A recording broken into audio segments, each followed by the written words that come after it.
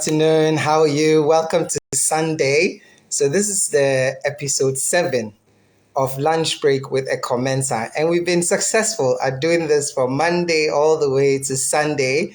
I just want to say thank you for being part of this experience. It's a new thing I introduced this year, and it's mainly focused on sharing my thoughts and my knowledge over the years I have been privileged to live with you, so that in your bid to finding solution, finding your purpose, finding some clarity, you'll be able to at least get some answers that you're looking for. So thank you for staying tuned. Today we are bringing to you an interesting topic that I'm sure most of us periodically go through. That is when we feel lost and confused in life. What do we do? Okay, so today my mission here is very simple. How do I help you figure out what to do when you feel lost and confused in life? So if you're ready, I'm ready. So let's go. So the first thing you need to do when you feel lost and confused in life is mainly find out what is causing this. Find out what is causing this feeling, because it has to come from somewhere. Okay, it has to come from somewhere. Either it is someone you met and through the conversation you had, or either you've seen maybe your mates and how advanced they are in life, or either maybe the expectations you have of yourself and looking at the age you are currently in, you don't think you've done too well for yourself. Maybe when you look at your finances, you're not too, like, yeah, you feel like, okay, what am I even doing with my life? You see, and sometimes too, it's when you compare yourself to others. Sometimes it's expectations that others have of us. Sometimes it's maybe you're just overwhelmed with life and work and everything. Like you just feel tired, you're just overwhelmed. And sometimes it results in you feeling confused and lost and you don't know what to do. And sometimes at certain age, you also feel like, oh, by now, at least you should have settled down, you should have had kids, and when you look back at your life and all the decisions you took and everything and looking at your life now, sometimes you simply just feel lost and confused. So what do you do when you feel lost and confused? Sit down and have an introspective time with yourself. Look into yourself and then figure out what's happening to you. Why are you feeling the way you're feeling? Look at the source. Where is it coming from? Maybe sometimes it's because of the kind of friends that you have around you. And those kinds of friends always like either talk you down or make you feel you are underachieved or you're not doing enough for yourself. So then when you figure out where this is coming from, sometimes even from your family, sometimes from your parents, sometimes in people's attempt to really show they care, they tend to put us in a state where it makes us feel very lost and confused sometimes, So not that they don't care about us or they hate us. It's just like, they hammering on the fact that at this age, you should have done this, you should have gone here, you should have, achieved this. It tends to just makes you really, and then sometimes you just don't know what to do. Sometimes you're just lost. Like you can't figure out exactly what to do. So find out what the source is, what is causing this. And if you can avoid it completely, it's good because your mental health is everything. Your mental health is everything. If you can't think straight, if you're confused, you're stressed out and all those things, and if you keep staying in an environment where, they keep making you feel this sense of loss and this sense of, confusion, just try and avoid it. But if you can't avoid it, now in knowing exactly where it is coming from, at least that's like half of the problem solved. Okay, so that's the first thing you do when you feel lost and confused. What is causing this? All right, so when you're done with that, now let's get to the point where this is something that even Moses went through, and also God wanted him to, conduct an assignment. And then he was like, how is he supposed to do that? And God said, just look in your hands. What is there? When he had to part the Red Sea for the Israelites to pass in the pursuit of the Egyptians and all that, and when he had to, I mean, at any point in Moses' journey, God has always asked him what is in his hands. When he converted the stick into snakes, when he used the stick to divide the sea and all that. And even with David and Goliath, it's always like, what is in your hands? Because you see, sometimes we fail to recognize the things that we have been gifted with and the things that we own, we have, because our focus is on other things that we could have. So we undermine what we have now because we feel that we should have had this or we want to have this. So in your bid and in your desire for other bigger things, we fail to recognize the small things that God has given us. Earlier today, I wrote about the 3 gifts that you'll be accountable for. All right. And one of it is time. What is in your hands? It's time. As long as you're alive, you can hear me, you can see me. You need to know that you have time. You have not run out of time yet, even if you are 60 years, 70 years, as long as you're not dead. There's always something you can do with your life. Okay. So what is in your hands? What is it that you know? What is it that you have access to? And if you can see me, it means that you have access to internet. You probably have access to a phone or a laptop. You have access to social media. You have access to people. So you cannot even tell me that if you fail to recognize that you have talents, skills, and all that, you don't still have access to these things. What can you do with them? For me, this year, 2023, I decided that I'm going to make sure that every day counts. And as part of my ensuring that every day counts, these are the things I'm going to do. Pour out a lot of my knowledge and wisdom of all the things I have acquired. Put it on Facebook, put it on Instagram, put it anywhere that, has been made available to me. Whether or not people like it, whether or not people see it. Some people even say that I probably will have audience fatigue. It's fine. At the end of the day, as long as one person is benefiting from this, my goal has been achieved. And even if nobody benefits, that is part of my legacy. If you want to know Ekow Mensah and what he does, when you get on my Facebook, you know exactly what I do. And I speak, I talk, I train, I coach, I help people find clarity and then, better understand where they're going and how their life can turn out. So that if you get on my Facebook, this is what I have and this is what I'm giving you. So I may not have gotten to where I wish I would get to, but with what I have now, which is time, access to internet, access to my phone and all that, and then of course, access to people who probably will listen or not, why not give your best? So when you feel lost and confused as to Charlie, where your life is going, what is this all about? Just figure out what is it that you have in your hand. Sometimes it could be your talent of singing. Sometimes it could be your talent of talking, because for whatever talent you have, there's a professional side to it. So then when you talk a lot, they call you a talkative. But then the moment you start learning how to speak in public, they call you a public speaker. When you talk a lot, they call you a talkative. You become a nuisance to people. But the moment you start using that skill or the talent of talking, which is mostly natural, and then you learn the professional side of selling, because you still use the skill or the talent of talking, and then now you're converting it into a skill that would help you to sell. Now they call you a salesperson or a sales professional, and then people pay you for that value. So regardless of what you know, regardless of what you have, there's something you can do with it. So if you feel lost and confused, always look at, okay, what do I have and where can I start from? Okay. The third thing is that focus on serving people. Sometimes in being by ourselves and, whenever we are alone, that's when we start feeling some of these sense of, being lost, being confused and all that. But even in that state, always find who you can serve. And now it's even easier than before. If you figure out what is in your hands, what have you learned? What are the skills you have? What are the things you can do easily? What are some of the gifts that you have? You can cook, you can bake, you can sing, you can run. Anything you can do. Somebody probably needs this to make their life easy. Or, so reach out to people on Facebook. This is Ekow. This is what I do. Is it possible I can do it for you? And trust me, you will have a lot of no's. You will have a lot of, where did you get this number from? Why are you contacting me? People tend to be sometimes rude, not because they are bad people. It's just sometimes they are going through something. You call them at a bad time. So don't take it personal.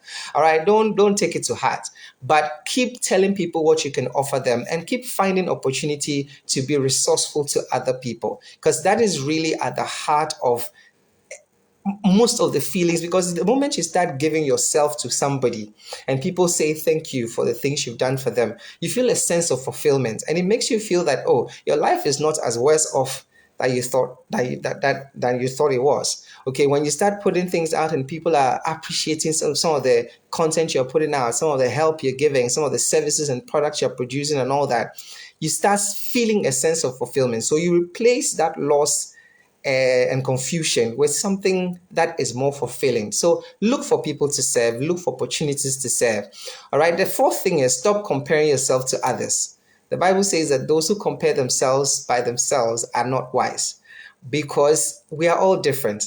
This morning in my earlier post, when I was talking about the talent, everyone has different measure of talent.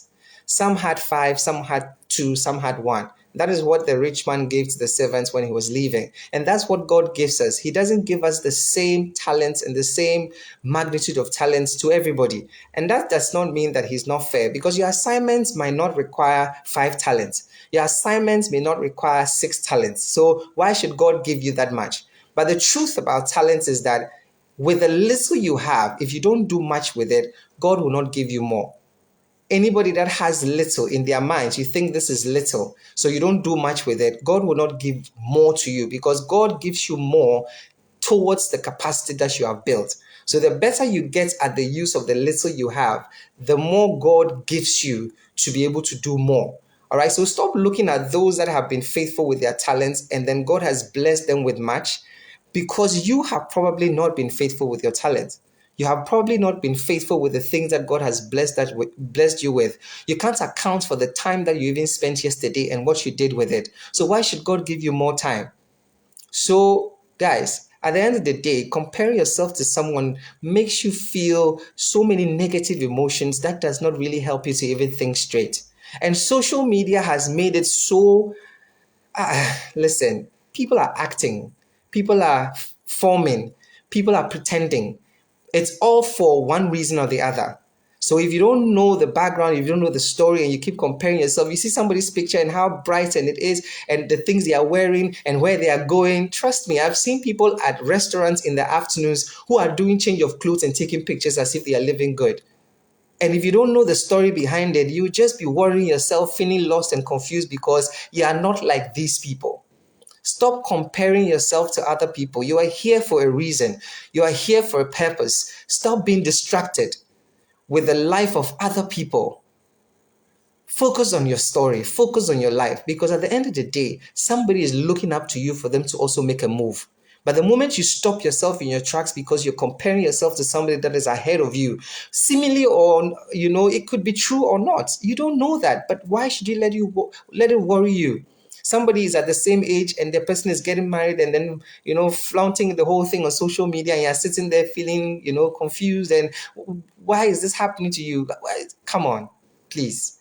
This is your life and it's your story. Write it the way you are supposed to. All right. So at the end of the day, these are some of the things that I am sharing with you today, and I'm hoping that it would help you. The fifth thing is that check the company you keep. Do not be deceived. Bad company corrupts good manners. That's what the Bible says. Surround yourself with people that cheer you on, people that encourage you, people that will not lie to you, but then not criticize you in a way that makes you feel worse off. People that would hold you up in prayer, people that would push you to be your best. You're not an island. So be intentional about the company that you keep. Sometimes the people you keep are the ones that are making you feel lost and confused in life.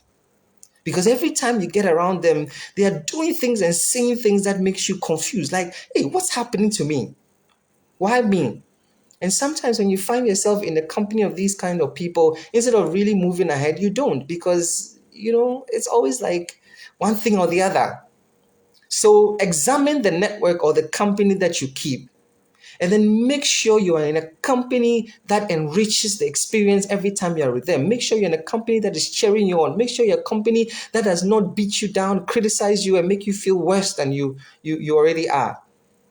Build your company, and you can start by yourself. Be to other people what you wish for them to be to you. This is the fundamental truth and fact of life. Be to other people what you want and desire them to be. See, if you don't have friends around, don't worry. If you desire friends, be a friend. And the fundamental truth about being a friend is just being Just caring about someone else other than yourself, being concerned about someone else other than yourself, paying attention to somebody else other than yourself. Those are the acts of friendship. And the more you do it, the more you receive. You give to receive. So if you need to have a company around you that is supportive, that cheers you on, that prays with you, that holds you up in prayer, be that person to somebody else. And at the end of the day, if you are that person to a few good people, they also become that person to you. But if you realize that you keep giving and you're not getting anything back, just change and go somewhere else. There are 8 billion people in this world. 8 billion people.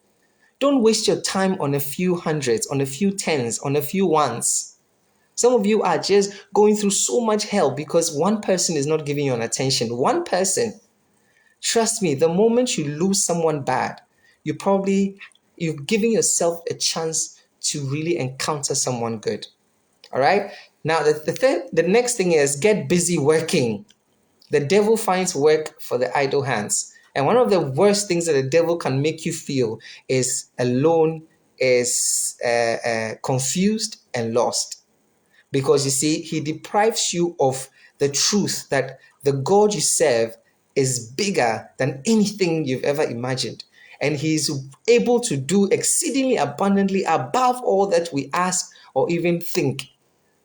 And that's what the devil does to the idle hands. Get busy working. Stop being alone, stop being lazy, stop, like all the time you're feeling, get working, do something. Do something, either for yourself, for someone else. Do something. Don't worry if people are not patronizing. Don't worry. When Otabil started, he started in a classroom that had no light. And today, he has one of the biggest churches, not just in Ghana, but anywhere in the world. And the messages that he used to preach to those 20 people in that classroom with no light, today he goes back for those messages. And when he preaches them, people are always amazed. But he was preaching these messages 30 years ago. I don't know if 30 years from now, I'm going to use these same messages to preach to 1 million people. But that is not my focus now. My focus is every day at 1 p.m. I come, put on my Facebook and speak. If you listen, okay. If you don't listen, that is my Facebook. What do you do with your Facebook? Get busy working. Don't worry about what people are saying. Don't worry about what people are doing. We are so concerned about what people say and do. Why? Just focus. If you're convinced about this gifts that you have, if you're convinced about this talent you have, don't worry if you're not getting the attention today. Just keep doing it. Let people not be confused about what value they can get from you. Because you need to put out there enough portfolio to demonstrate the tangibility of who you are. And that's what we are all doing. When somebody visits my timeline, they will not be confused about whether I'm a public speaker, whether I'm a good trainer, whether I have some sense. They will not, because whether or not, this is a testimony of the gifts that God has given me. So get busy. You post one, nobody likes it, and then you just give up. No, sometimes it's good, sometimes it's bad, but consistency helps. Consistency helps. So get busy building and doing something and working. And the last thing is that improve on your relationship with God. And if you've not even started building any relationship with God at all, start building a relationship with God. It's simple. It's just a matter of asking God to come into your life and be your Lord and personal Savior. And then after that, you just read the Bible. Read the Bible and then talk to people that love God as well. Go to church if you want, if you have to. And if you don't, you can always have access to the Word of God everywhere. Now it's everywhere, on YouTube, on social media. Listen, stop putting yourself in situations where you start doubting yourself. You start, feeling a sense of loss. And because a lot of people are doing so many things, social media has that effect. You just put your phone on and then so many things are happening. People seem happy. Somebody will take a picture smiling and then the next day they are crying. You wouldn't know the crying part because all you see is a picture of them laughing and happy. Why should you let that picture make you confused the whole day? Build your relationship with Christ. Build your relationship with God, because honestly, He is really the only person that knows your future from today. And when you depend on Him, He orders your steps and takes you to where He desires you to be. So this is my Sunday lunch break, and I'm hoping that I've been helpful to someone. At the end of the day, this is your life. It is not a dress rehearsal. This is it. And every day has to count. Make sure that you're not being idle. Make sure you're not being lazy. Make sure you're not comparing yourself to other people. And most importantly, make sure you're building and improving your relationship with God.